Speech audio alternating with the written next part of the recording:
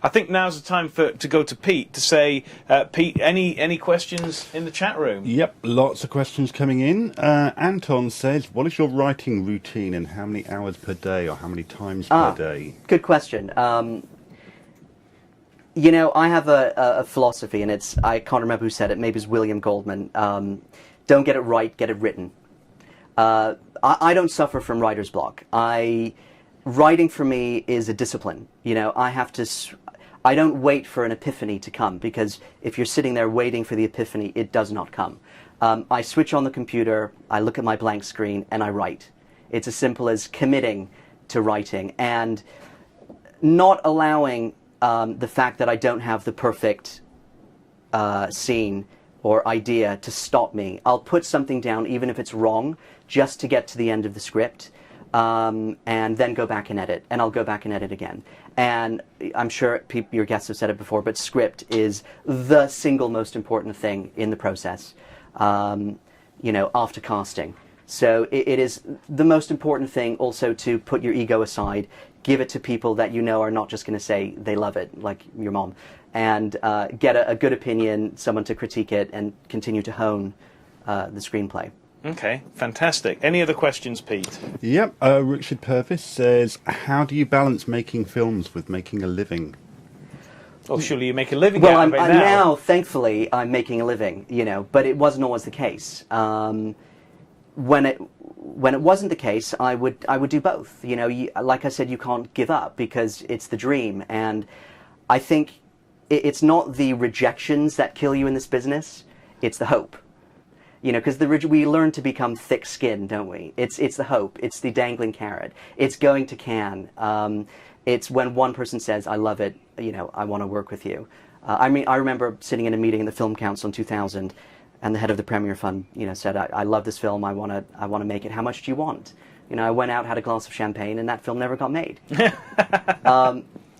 So it's the hope that it's a double-edged sword. But there's another wonderful quote by Oscar Wilde, he said, every time a friend of mine succeeds, a little piece of me dies, which is true. But, you know, it's when you see your friends make it. Like we both know David Yates, who made the Harry Potter films. We've known him for years. And, you know, I think no matter where you are, there's always somewhere else you want to be. Yeah. And that's a very destructive force of the process, which, you know, we all have to kind of come to terms with. Yeah, where you are is where, in fact, you should be. Correct. Yeah. Absolutely. Absolutely. So any other more questions, Pete? Yep, Moments of Film asks, is it easier to sell a package project than a screenplay?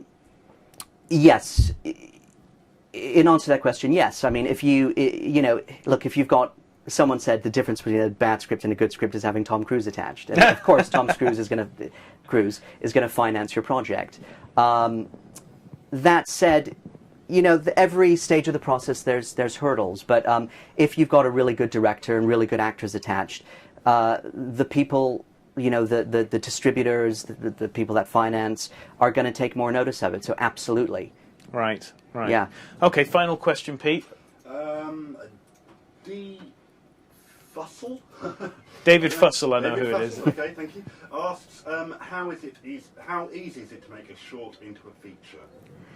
I think it's very difficult, personally. And I think the proof of that is how long it took me to figure out the story for Foster. Because once you have a structure for something, it kind of exists in a form already. And to take that and recreate it, it's like reinventing the wheel, kind of. And Foster, despite the fact that it's a very simple story, the feature film, took me a very, very long time to think up the structure. The one thing I will say, and this goes back to the gentleman who asked about writing before, you know, I think writing a screenplay is like navigating from North London to South London. It's much easier if you have an A to Z. So it's much easier if you know the route you're going to take. If you just kind of jump in and try to navigate the streets, you're going to get lost. You might get there eventually, but you'll have taken the most long-winded route. So what I'm getting at in that metaphor is it's very good to have a treatment, you know, before you start writing. So that's one thing I definitely recommend. Yeah, I mean, just going back to Foster, I know when I saw it, that was part of the catalyst for me making Gone Fishing, because I saw the reaction that often you don't get with a short film, which is people kind of had a bit of a cry and they go, oh, it's lovely.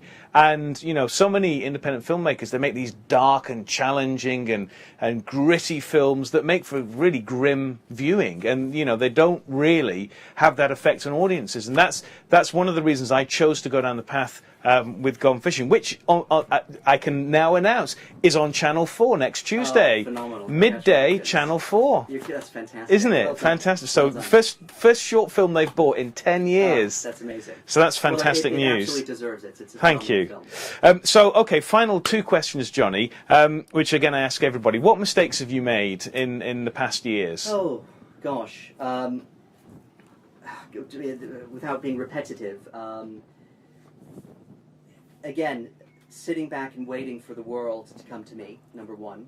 But, you know, in terms of mistakes, what I would say now, having progressed onto the bigger budget films, is you have to you compromise every day. So every day people are coming to you saying this, and that, and there's not enough time, there's not enough money, so compromises are being made. So it's very difficult to get the perfection you want. But I think part of that is about being disciplined and knowing your art and continuing to generate work so that you become better at your craft and better at your storytelling. Yeah, that's what I would say about that. And what advice, final piece of advice you would offer an emerging filmmaker? Something from the deep wisdom of Johnny Newman. Oh, I don't know if there's any deep wisdom left, Chris, but we will try. I would say go out, if you haven't made a film, go out and make it. If you're waiting and applying for money, stop doing that. Put that aside. Pick up the phone tomorrow. Get on the phone. Call a camera hire company. Blag a camera. Make a film. George Clooney said directing is the best entry-level job in Hollywood today. And it's true because everyone and their sister has a camcorder. Yeah. You can shoot a film on a bloody iPod.